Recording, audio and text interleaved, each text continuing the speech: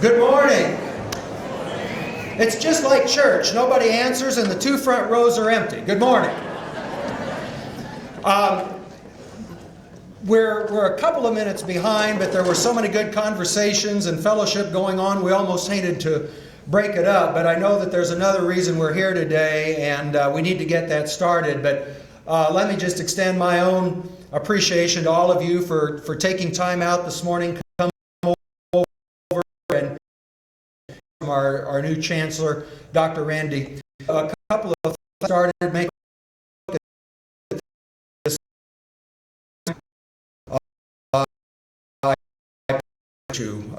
in introducing him.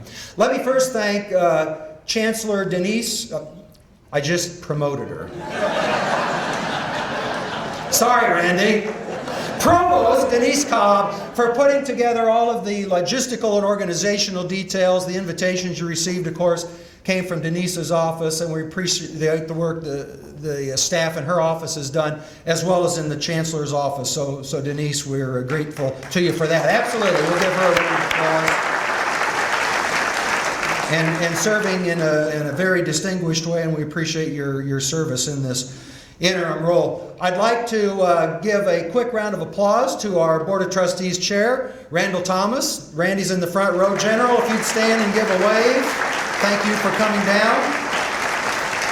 I don't know, we were kind of watching for student trustee Ryan Johnson to sneak in. He hadn't, I don't think. Ryan, if you're here, wave. But he may have had class this morning, but he's also been a very good representative for this campus in his student trustee role. And I know we're not going to introduce each of them individually, but I know we've got some foundation board members and some Alumni Association board members. So if you all would stand and just kind of do one of these or let people see you, let's give you a round of thanks as well for taking time out of your days to come over and spend time with us on the campus today. Thank you. These speeches are important in regular times to give us a sense of direction, vision, where this organization is going for the year, at least in terms of the eyes of the campus CEO, the Chancellor. The state to advance the stories of the universities, asking for funding support. And the question came from a legislator, why is it never enough for you guys? Why is it that you always want more? You're never satisfied. And you know, the answer given, and I think it was just absolutely on point. I wish I could say I was the one who gave it. I didn't. The answer that's exactly on point is because at universities, there's always something more to do. There is always something else that we can take on, that we can claim as our own, that we can advance to support our students, to push them toward their degrees, to serve our region, to cultivate knowledge. We always have more that we can claim as our own to push forward on. The difficulty, of course, is that when you try to do everything, when you claim everything as your own, and you know this is human nature, I think a force of nature generally, when you try to do it all, you do nothing. And nothing gets accomplished. No project or initiative completely fulfilled the way it needs to. So the challenge is always to think about the picking and the choosing and the decision-making that goes on, given this broad scope in front of us regarding what the university could do. And that's what the speech is about today. Now, it doesn't mean that Chancellor Pembrook obviously gets unilateral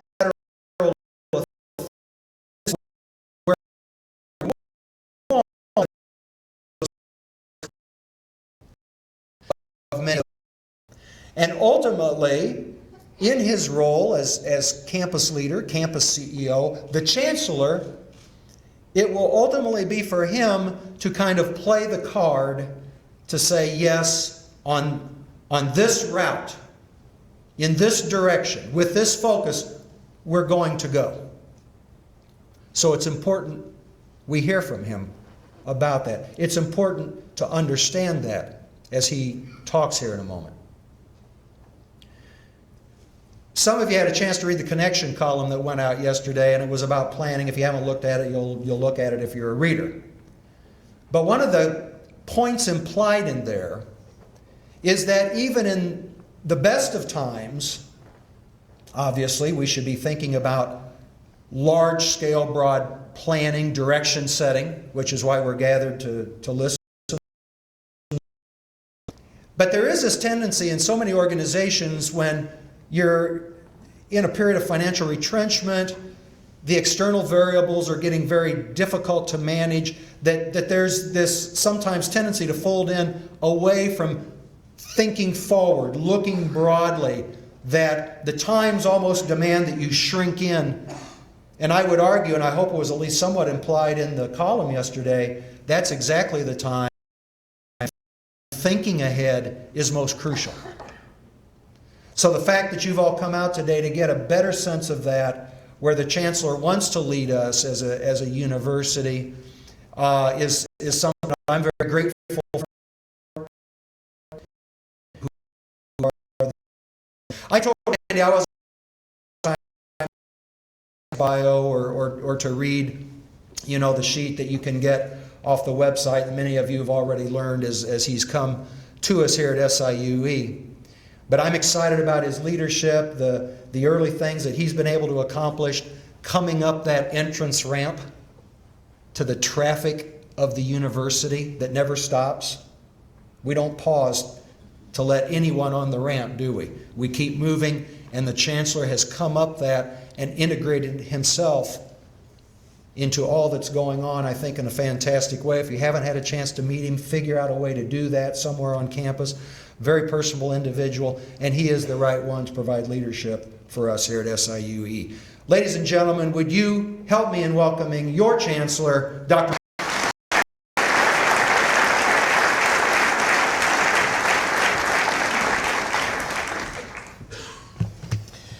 Well, thank you, President Dunn. Thank you for being here with us today. Let me begin by welcoming our visitors to campus and thank all of you for being here today. I try to make a habit of starting conversations with thank yous, and that is how I would like to begin. To all of you for your many courtesies during my first 53 days, you made the transition so easy for me. You have gone above and beyond to make Mary Jo and me welcome here in Edwardsville. You even named the building where my office is located so it was easy for me to remember, Randall Mann Hall. I tell you, the jokes get. Thanks to all of you from my first day, financial aid, our faculty, our advisors, our student mentors, the hospitality families for international students. You are enriching student lives at SIUE in a very, very special way. And I would say that because today is a special day, a bit of a sad day, the efforts that you're making in caring for two individuals, two of our students who left us, it makes such a difference to their families. So I'd like to pause just for a second and remember Brittany and Cole, who we will be remembering in various ways later on today.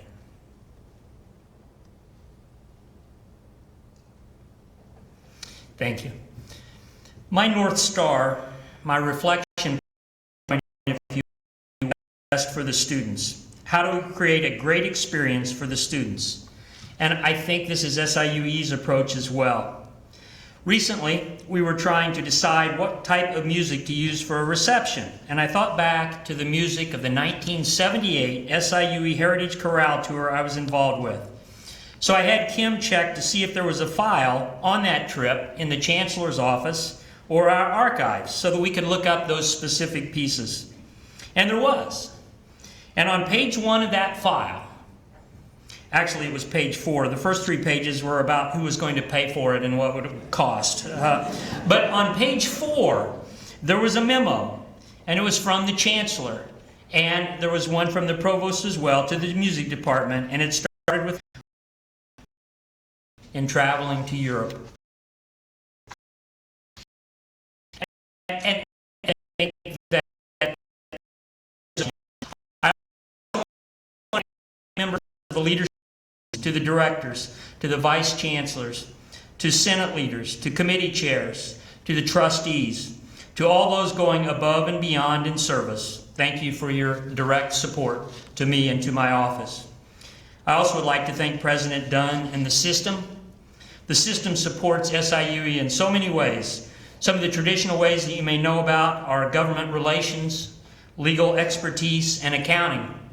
And some new ways of providing support, such as the specialized training at the recent New Leader Boot Camp. So thank you, President Dunn, for that.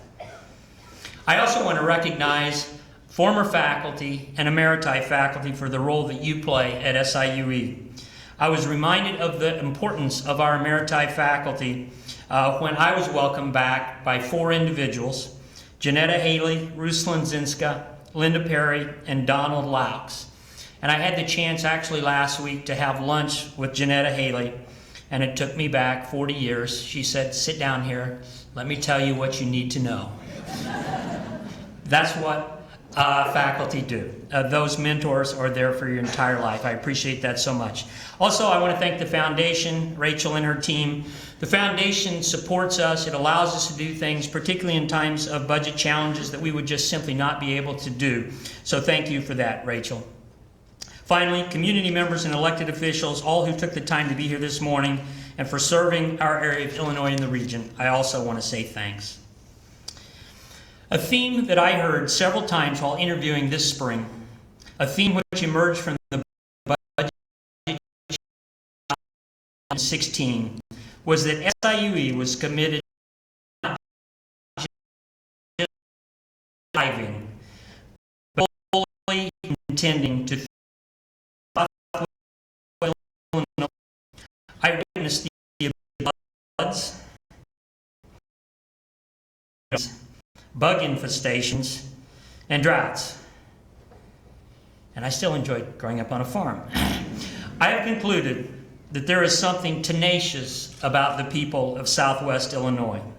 We will overcome the challenges we face. We will persist. We will thrive. And I respect that so much.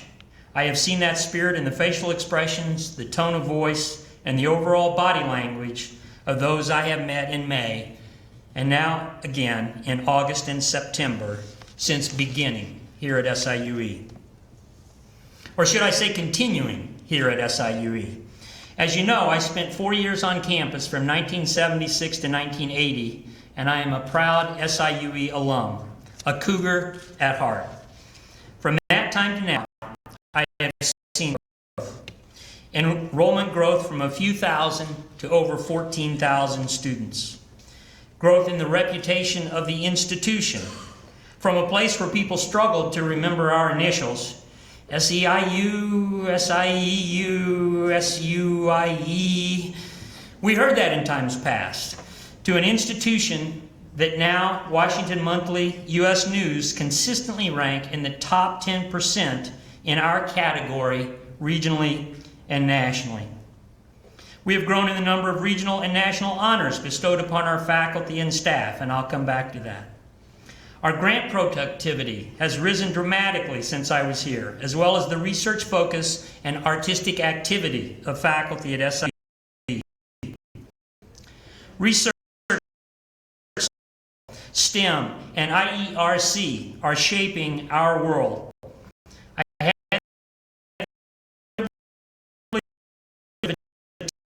for insert this month and learned in the United States. In 1516, STEM has had a direct touch point with over 30,000 individuals.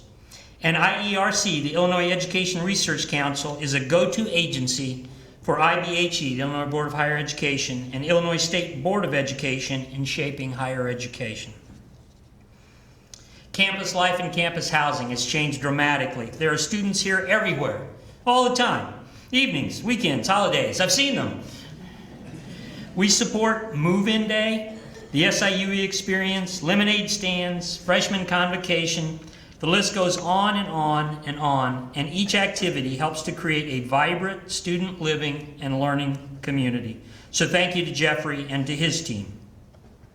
SIUE has had such an amazing array of liberal arts programs, offering the preparation for study in all fields through the College of Arts and Sciences. Further, with current programs in business, dentistry, education, health and human behavior, engineering, and nursing, pharmacy, it is obvious the academic aspirations of SIUE have continued to expand over 5 decades. Division I athletics. I had the privilege of attending the Athletics Hall of Fame induction ceremony this month and heard from our alums regarding the pride they have in our institution. Division I athletics also brings significant attention and press coverage to our campus and takes SIUE to the world when we appear on ESPN and Fox Sports. It is impressive to note that is in East St. Louis through the Head Start program, through the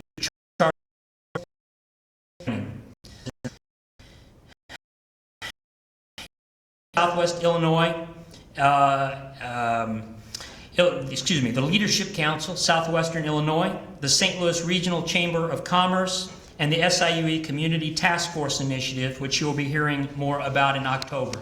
So people are looking to our university for leadership, and we are providing that.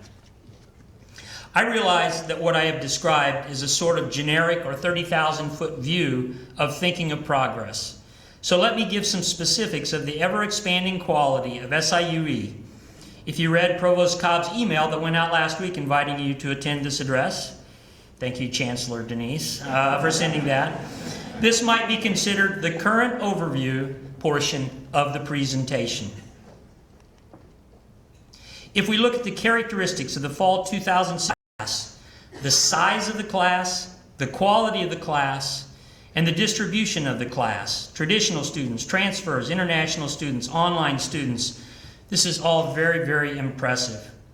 Every academic unit, let me say that again, every academic unit had enrollment growth or met capacity benchmarks as per their accreditors, with many of our units reaching record highs.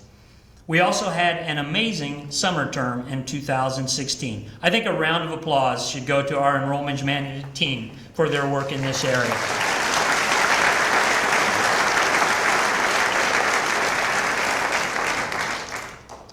If we think about the characteristics of the May 2016 graduating class, a significant percentage of our grad debt when leaving SIUE. And those that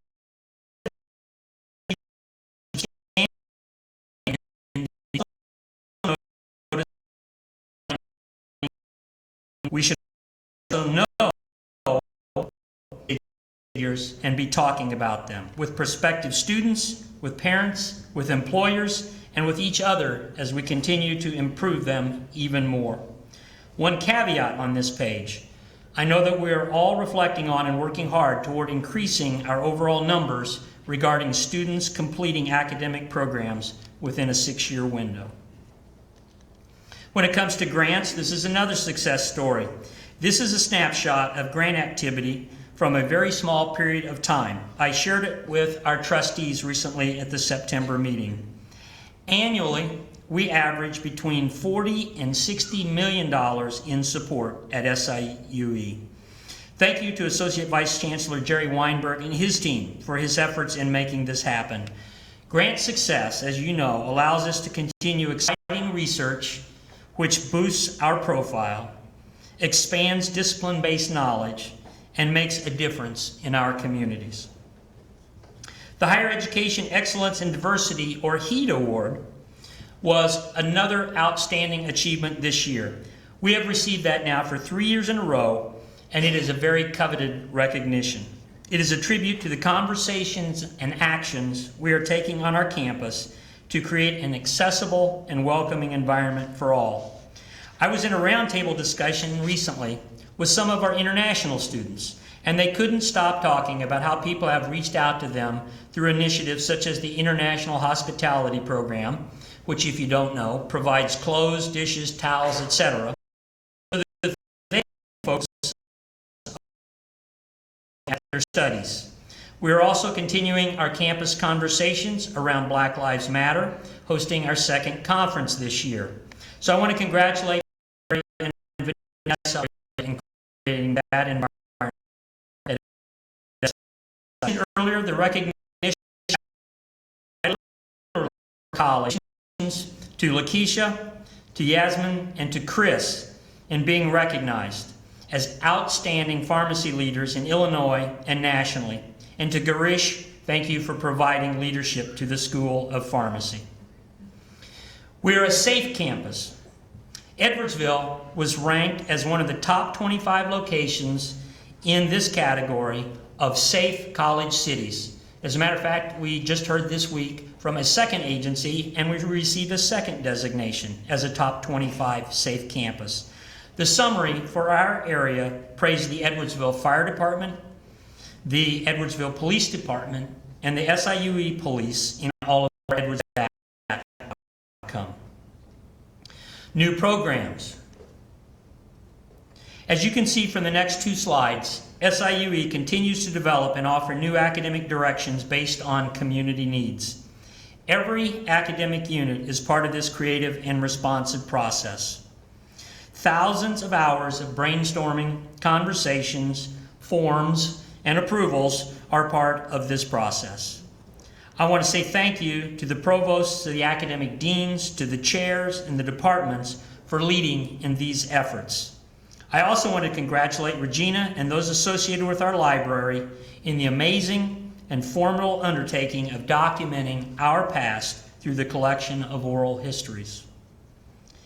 At SIUE, when we talk about student athletes, in 2015-16, we had 19 Conference Medal of Honor winners.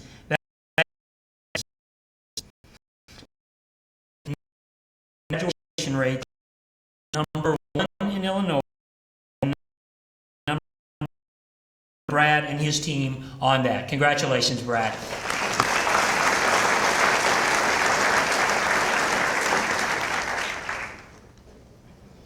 And finally, I just want to say something as it relates to the arts, the speaker series, and athletics in our ongoing programming, music concerts, theater experience, athletic competitions, in the way that these bring a connection between our community and the university and bring individuals to our campus. The slide you're seeing now indicates some of the incredible talent, wisdom, and leadership we have hosted on campus and made available to those in Southwest Illinois.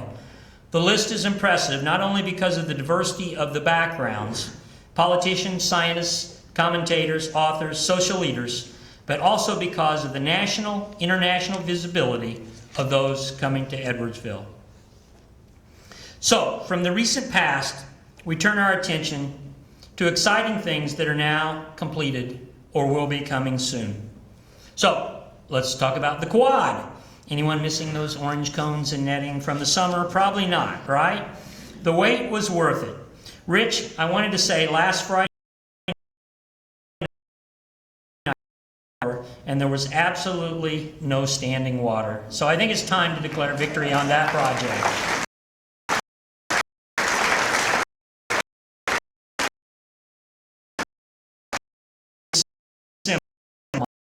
-1, all right? The dental clinic will be opening in January 2017, so congratulations and thanks to Dean Rotter. That will be an amazing opportunity for our students, for members of our community, for people at SIUE. And finally, the engineering building student wing is beginning. We saw the first bulldozer arrive on campus yesterday. So that either means the project's underway or we have a major parking problem and cars in the wrong place. I think it has to do with the engineering building. Additional exciting things happening on the horizon. The MUC master plan, I have to tell you, I'm still trying to get used to using the word MUC as opposed to the University Center. But the MUC master plan is going to be rolled out in fall 2000.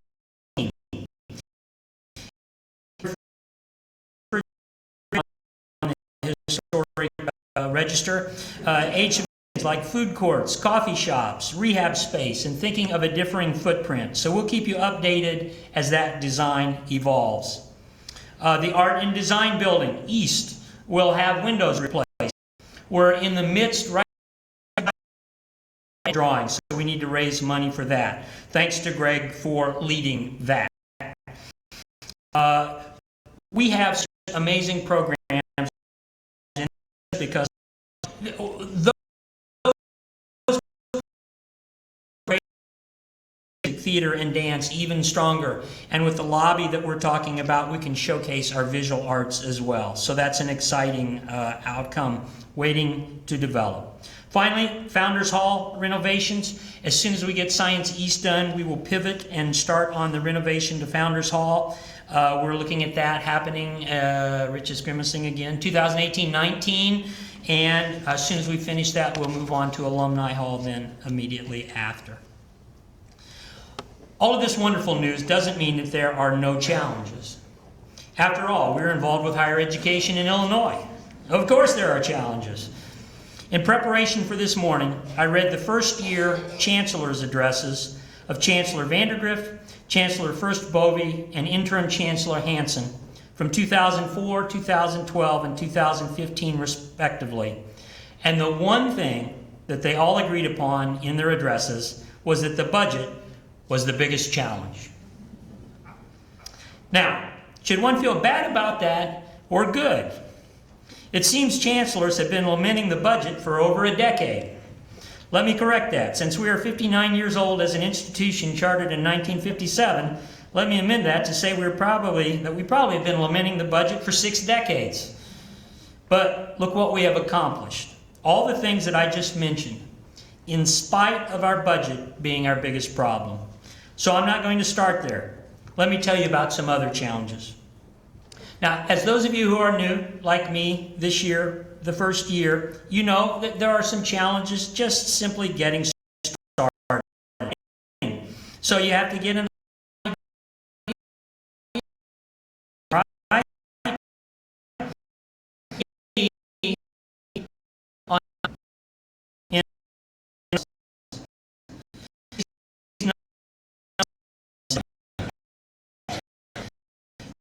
You'll probably his wealth and his experience at SIUE. He told me in our initial meeting that it was very important to reacquaint myself with SIUE and the campus. So he suggested some other first week activities. He said to quickly get out and familiarize yourself with the campus. So I did. He said to make sure and meet the great individuals who work at SIUE. So I did.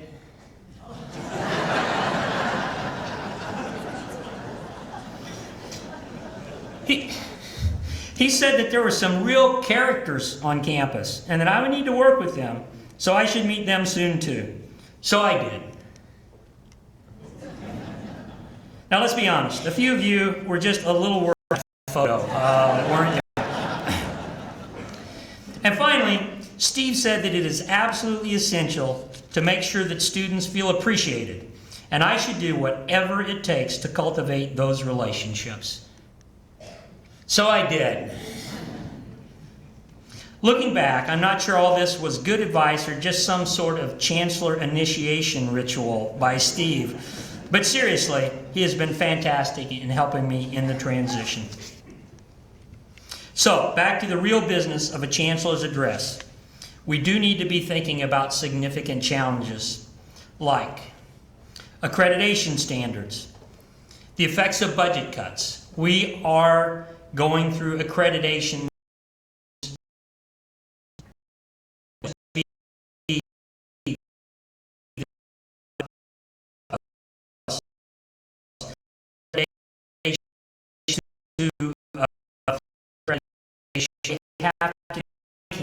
we dipped just ever so slightly this year in those two areas that I mentioned before. And so we do not want that trend to continue. So we need to be talking about how we make sure that we continue to rise in national rankings. Retention of faculty, staff, and students in times of scary budget conversations and no raises. I recently started a good conversation with the Graduate Council on this topic and what we might do. How do we structure budget challenge conversations when the parameters are so very murky? Will the cut be 5%? Will it be 30%? Will it be 50%? Will it be 70% in state appropriations? We do not know. And so how do we have responsible conversations in lacking that information? Healthcare bills that aren't insurance. People are doing the right thing, doctors, and they get bills. That just shouldn't happen. How do we deal with that as an institution? IBHE program reviews. We will be receiving those soon. They will be talking about enrollments and graduates. How do we take the actions? How do we react properly? And how do we tell our story effectively when we need to convey to parents and students the things are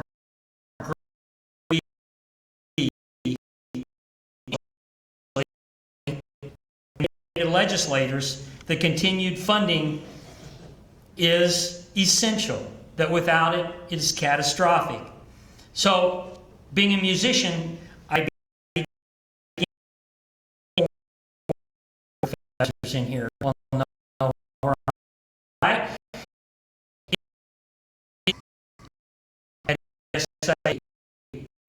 That if we don't get some help, we're not going to be able to do. And coming back to the first theme, we will provide a great education. That's something I'm trying to hone my message in that area. It is a tough line to walk between those two challenges. But I will tell you, I'm actually more concerned not with those challenges, but with the things I'm going to talk about now. I consider these insidious general challenges relating to our mental state. In my mind, these are more scary. So how do we avoid simply hunkering down in times of tight budgets, i.e., no longer thinking big?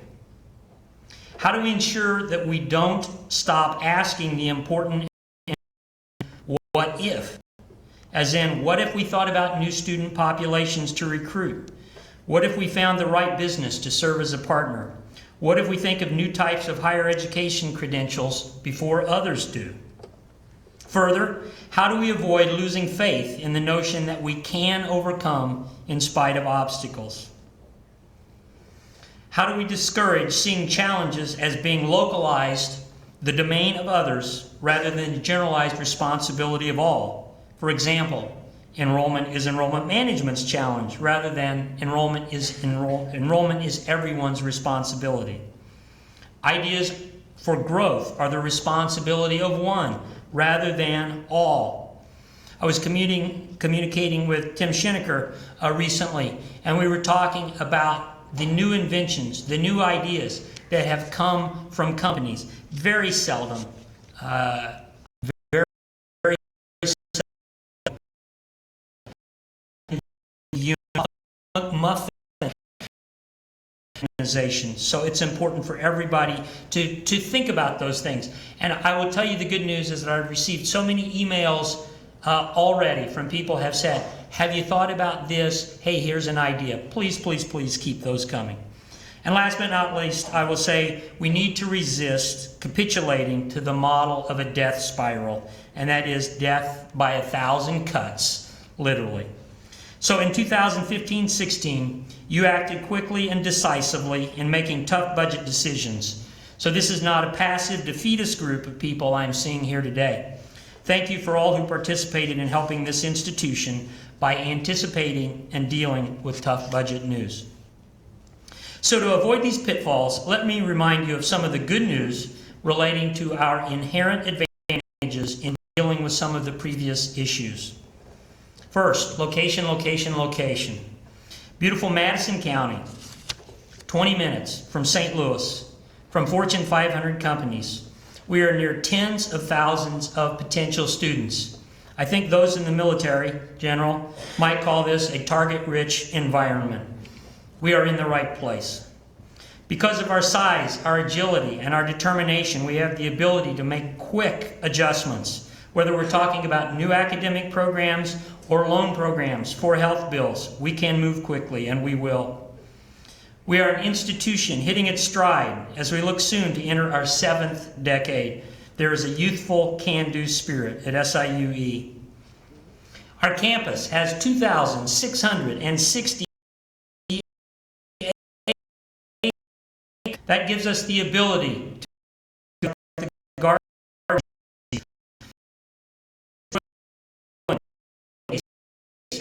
cause in Springfield. We have amazing quality of life issues here relating to traffic or the lack thereof. And those of you who have moved here from Washington, D.C., from LA, from Kansas City, know what I'm talking about. Parking or an abundance thereof. Right? Those of you who have been on other campuses know what it's like to get a hunting permit rather than a parking permit. We have great restaurants. We have green spaces. These are all ways of attracting and retaining new employees at SIUE. And soon we will have high-speed train transportation and access to Chicago. Now, I have to tell you, I originally had in my script bullet train, and then I found out we're shaving about an hour off the trip. So I'm not sure that's a bullet, but at least we can still get to Chicago and get quick companies and the students there. We have great financial forethought and responsibility, thanks to Bill, to Morris, to Nancy, to UPBC, to all the people that weekly are working on those issues. And last but not least, I will say we have the right mission at the right time. Shaping a changing world aligns directly with this generation of students, which has this as their primary ambition in the world, more so than their titles, more so than their salaries, more so than their personal ambition. They want to shape a changing world. And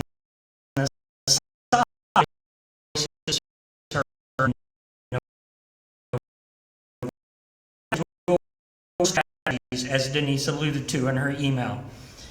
You might be nervous hearing me talk about short-term strategies, having been here about 50 days.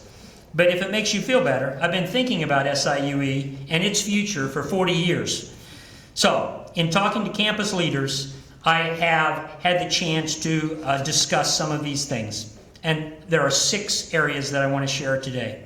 The first one, we need to follow through on the SIUE Community Task Force initiative in working with local partners to do 3 things: to expand joint support for academic programs, to expand students' hands-on work experience, including more paid internships, and additional opportunities for faculty to share their expertise in ways that profit both the companies and our faculty. When it comes to high school graduating seniors, the numbers are shrinking. That's just the demographic truth. So let's not restrict ourselves in defining future classes as solely high school seniors. What opportunities do we have with 30-somethings, with boomers, with international students? How can we think beyond the 18-year-old?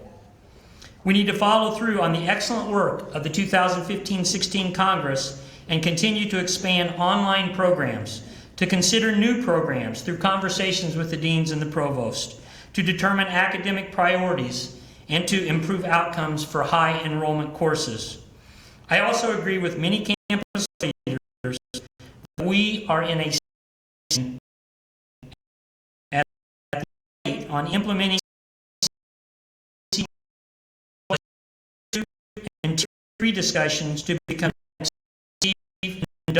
in the work that they're doing with WSIE. It is a great example of how to move to a self-supporting model. We will move forward on leadership searches. The Vice Chancellor for Academic Affairs and the Vice Chancellor for Administration, as described in my most recent First Impressions communication. And last but not least, certainly not least, we will determine space and funding for a Center for Teaching Excellence and Learning, which will benefit faculty, students, and our community by keeping our pedagogy fresh and informed. All right, long-term actions. Individuals here may be up to speed on these topics. You may be way ahead of me, and it will take me some time to get my head around these things, but I wanted to share these with you. There are 4 things in this category. First is training budget model, including addressing the $9.5 million in unbudgeted scholarships. University Park, what is its purpose? What are the elements? How do we get quick wins to create momentum behind that initiative? East St. Louis, what is our vision? What is our role in providing higher education opportunities and transitioning the charter high school students to SIUE? And finally, HICEPs. I couldn't give a speech without talking about HICEPs, right? High impact community engagement practices. There are 3 things that we need to be thinking about. Number 1, what are the community issues that we care the most about and that our future partners care the most about? Is it health? Is it well-trained workforce? Is it an evolving landscape? For example, politics, the insurance.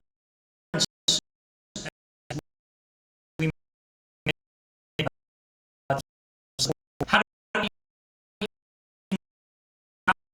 do we encourage them the problems of our community? This is the key to keeping these bright young minds here in Southwest Illinois and engaging them in the future.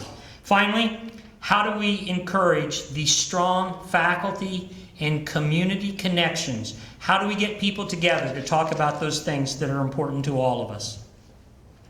So, someone once said that there are 6 words commonly found in great speeches. Let me tell you a story.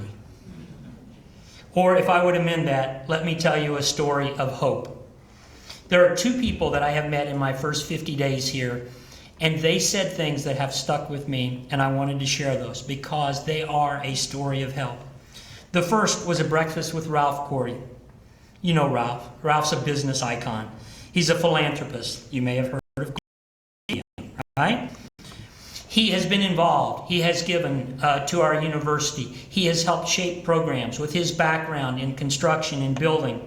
And we got to talking about the construction management program here at SIUE. And there was a moment where he just paused, he stared at the ceiling, he smiled, and he said, I am so proud of that program. Now what I will tell you is that when you have proud, successful alums, they will be our allies, and they will be a part of creating a new future, a new success at SIUE. Thank you for those who involve your alums and keep connected. Those are the people that we need to involve even more. The second story I want to tell is one that I just met with another alum. He said, you should try what's the chance of that? Mike Sheehan on a broadcast tomorrow and talk about SIUE. Yeah, duh, right?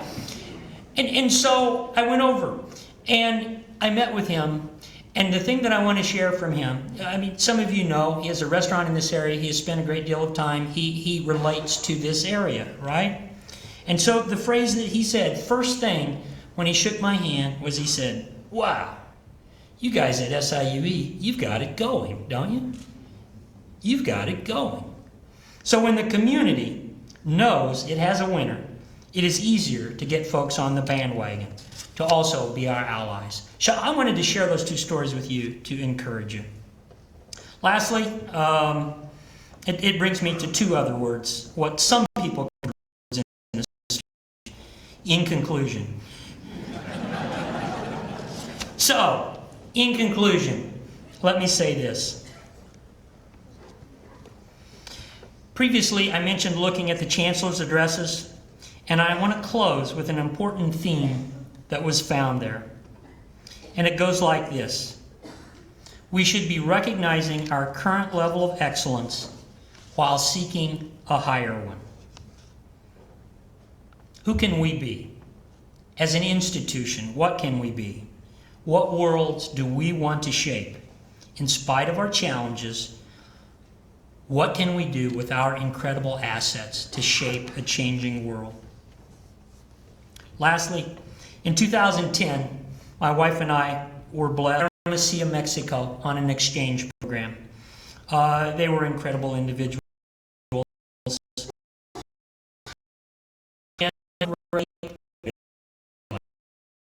Start to rain.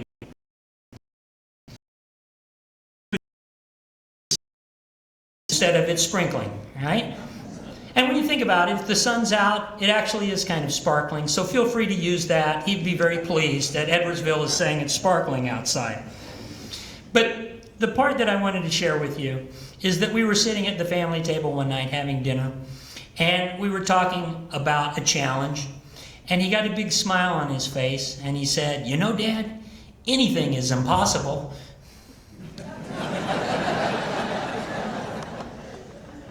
Anything is impossible. Well, obviously, he meant anything is possible, right? But I've thought about that phrase so much since he said it, right? You look at any challenge, and you can respond, and you can say one of two things. Anything is impossible, or you can say anything is possible. I think great things are possible at SIUE. I would dare to even say they're inevitable if we work together and believe in that outcome. So I look forward to working with each of you in the years to come on the things that we can accomplish together and how we will shape a changing world. Now, I want to apologize. Given the time I had today, there are many of you that I couldn't recognize individually. Your programs, the things that you're working on. So I want you to know I've started a list for next year, right? And I'll be mentioning you at that time. So thank you for your time and attention this morning. I hope you'll be able to stay for a little while and enjoy the reception in the Goshen Lounge. Have a great day and a fantastic year. Thank you.